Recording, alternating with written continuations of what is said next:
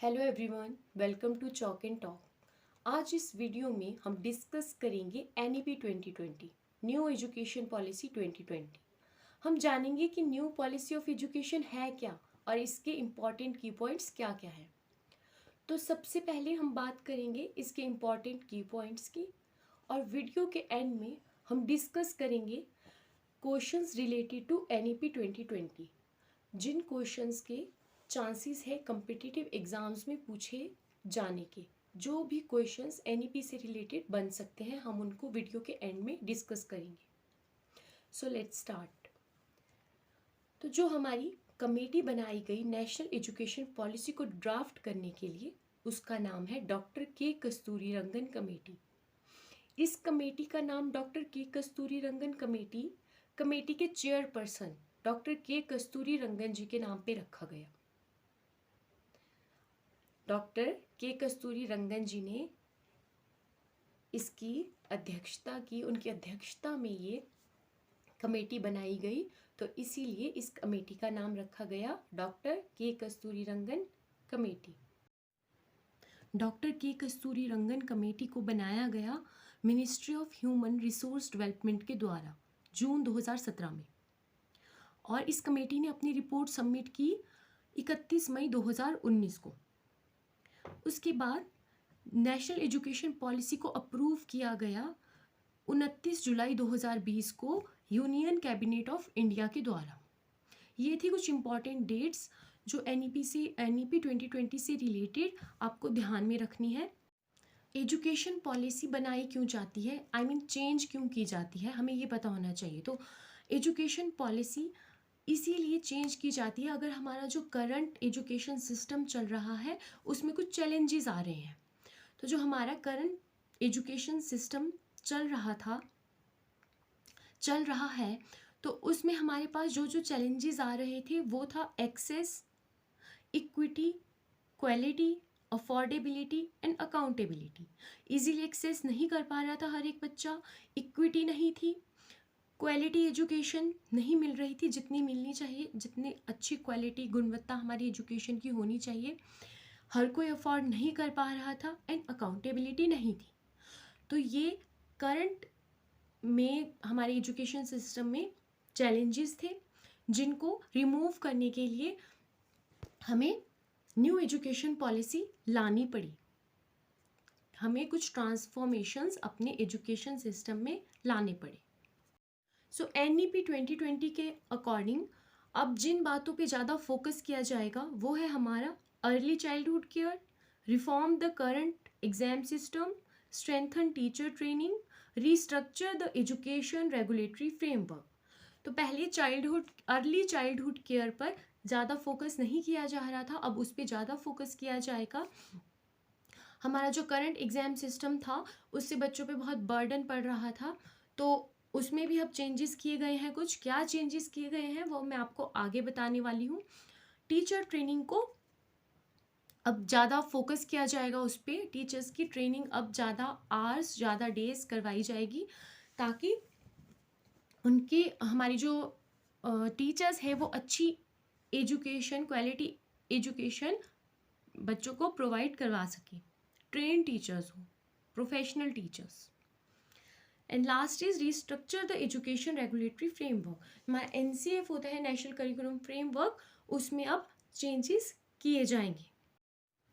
सो 1968 और 1986 के बाद ये देश की थर्ड एजुकेशन पॉलिसी है। 34 सालों के बाद पॉलिसी में बदलाव करने के बाद एनईपी 2020 को तैयार किया गया है। एंड एनईपी 2020 में जीडीपी का 6% एजुकेशन पे खर्च किया जाएगा।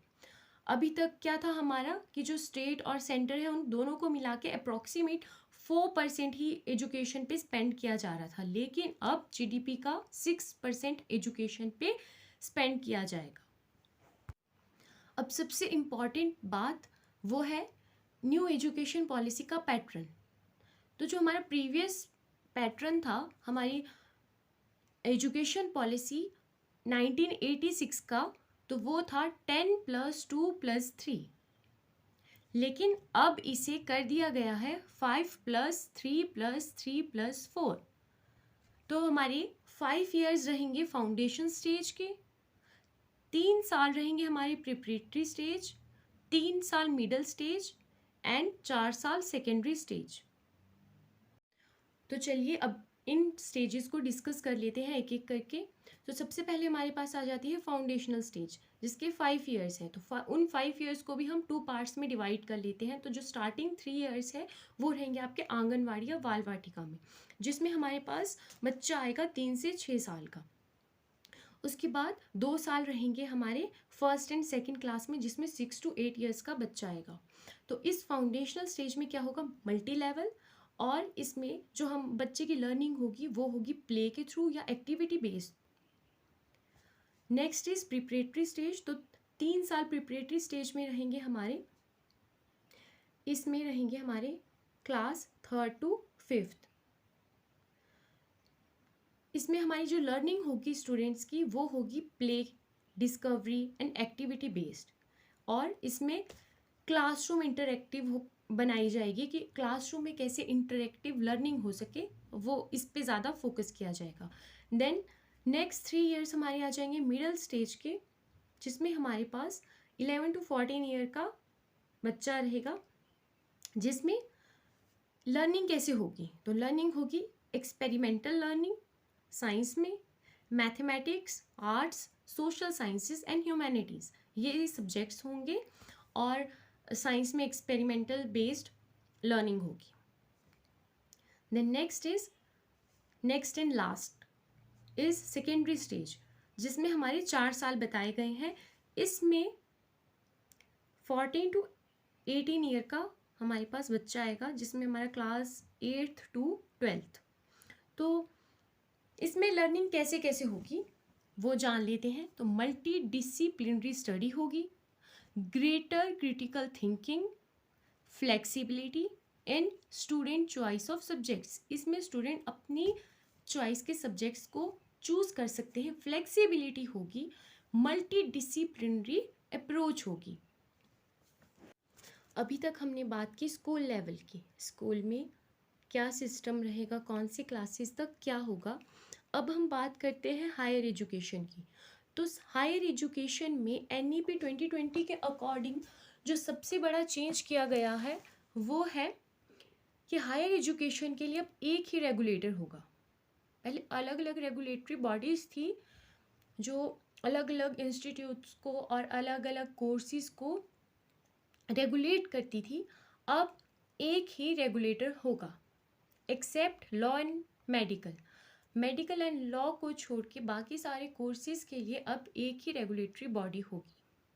एंड सेकेंड थिंग इज, जो हमारा MPhil कोर्स था उसे अब हटा दिया गया है, उसे ख़त्म कर दिया गया है।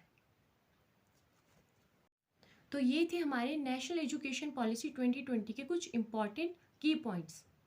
अब जो बातें डिस्कस करनी रहती है उन्हें हम डिस्कस करेंगे क्वेश्चंस के थ्रू, जैसे कि हमारा मीडियम क्या रहेगा, इंस्ट्रक्शन का मीडियम क्या रहेगा, कब तक हम अपना टारगेट अचीव कर लेंगे, कब कब बोर्ड एग्ज़ाम्स होंगे, कब नहीं होंगे, जो कुछ भी है अब हम उन्हें डिस्कस करेंगे क्वेश्चंस के थ्रू। तो चलिए देखते हैं। So first question is, who has prepared the new education policy 2020? नई शिक्षा नीति 2020 किसने तैयार की है?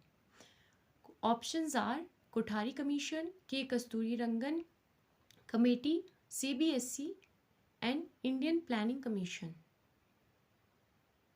So the right answer is option B, K. Kasturirangan Committee. Second question is, who is the chairman of New Education Policy 2020? नई शिक्षा नीति 2020 के अध्यक्ष कौन है? Options are Dr. K. Kasturirangan, Mr. Narendra Modi, Mr. Ramesh Pokhriyal, and none of the above. So the right answer is Dr. K. Kasturirangan.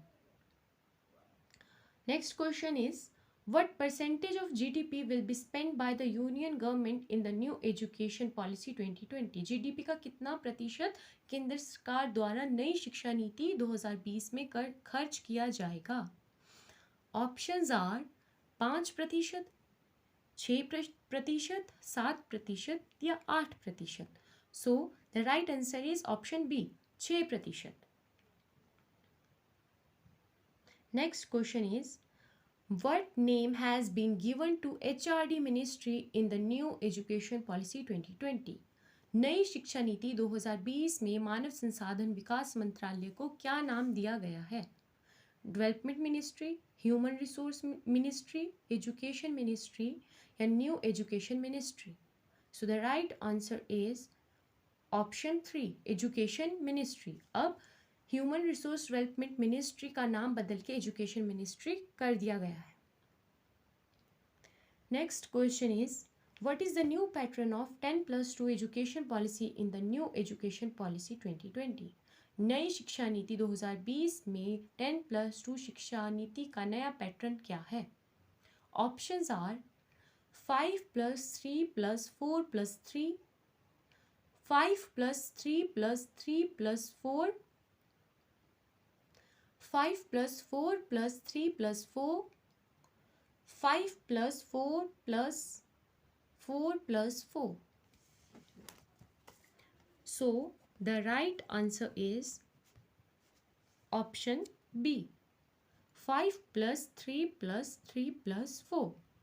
Next question is, in the new education policy, the number 5 is called what stage? 2020 की नई शिक्षा नीति में संख्या 4 को किस चरण में कहा जाता है?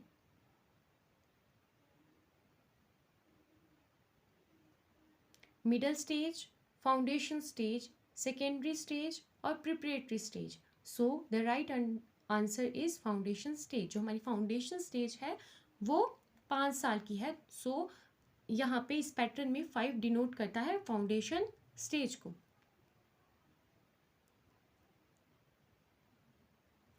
Next question is, from which class skill development course will start in new education policy 2020?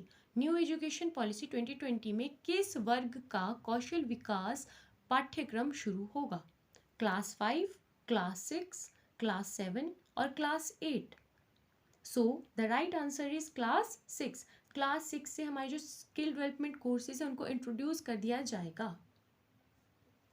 Next question is, in the new education policy 2020, what is the minimum class a student should be taught with his mother tongue? नई शिक्षा नीति 2020 में एक छात्र को अपनी मातृभाषा के साथ किस न्यूनतम कक्षा में पढ़ाया जाना चाहिए? So the options are class 3, class 4, class 5 और class 6. So the right answer is class 5. Class 5 तक जो स्टूडेंट हैं उनको उनकी मदर टंग, रीजनल लैंग्वेज उसमें पढ़ाया जाना चाहिए according to new education policy 2020. Next question is, which board exams were removed in the new education policy 2020? नई शिक्षा नीति 2020 में किन बोर्ड परीक्षाओं को हटाया गया? Class 10th, class 11th, class 12th, all of the above. So the right answer is class 10th. Next question is, after how many years a new education policy is being implemented in India? कितने वर्षों के बाद भारत में नई शिक्षा नीति लागू की जा रही है? So the options are 34 years, 36 years, 38 years, 40 years. So the right answer is option A, 34 years. Next question is, how many times has education policy come in India so far? Bharat में अब तक कितनी बार शिक्षा नीति आई है? मैं आपको यहाँ पे डेट बताऊंगी, सन बताऊंगी, तो आपको सिलेक्ट करना है उसमें से कि इस सन में आई है या नहीं आई है या इन्हीं सब में आई है. First option is 1968, then 2020, 1986 or all of the above. So the right answer is all of the above, because first आई थी 1968 में, second 1986 and now 2020. Next question is, in new education policy 2020, from which class vocational classes will start? नई शिक्षा नीति 2020 में किस वर्ग से व्यावसायिक कक्षाएं शुरू होगी? Vocational classes. कौन सी क्लासेस स्टार्ट होगी? So options are class 5, class 6, class 8 और class 10. So the right answer is class 6. The target of new education policy is to provide quality education to every child between the age of 8 to 13. नई शिक्षा नीति का लक्ष्य 8 से 13 वर्ष की आयु के प्रत्येक बच्चे को गुणवत्तापूर्ण शिक्षा प्रदान करना है. Options till 2030, till 2032, till 2034, till 2036. So the right answer is option 1, till 2030. Next question is, which course has been abolished in the new education policy? नई शिक्षा नीति में किस पाठ्यक्रम को समाप्त कर दिया गया है? Options are DLED, MPhil, B.Ed, all of the above. So the right answer is option B, MPhil. Next question is, according to new education policy, what is now required to do PhD? नई शिक्षा नीति के अनुसार अब PhD करने के लिए क्या आवश्यक है? 3 years bachelor's degree, 5 years bachelor's degree, 2 years bachelor's degree, 4 years bachelor's degree. So the right answer is 4 years bachelor's degree. Now the last question is, what is the current enrollment ratio in higher education? उच्च शिक्षा में वर्तमान नामांकन अनुपात क्या है? Options are 25%, 26%, 25.3% और 26.3%. So the right answer is option 4, 26.3%. I hope आप लोगों को ये वीडियो इन्फॉर्मेटिव लगी. अगर वीडियो इन्फॉर्मेटिव लगी तो मेरे चैनल को लाइक, शेयर एंड सब्सक्राइब करना ना भूलें. Thank you.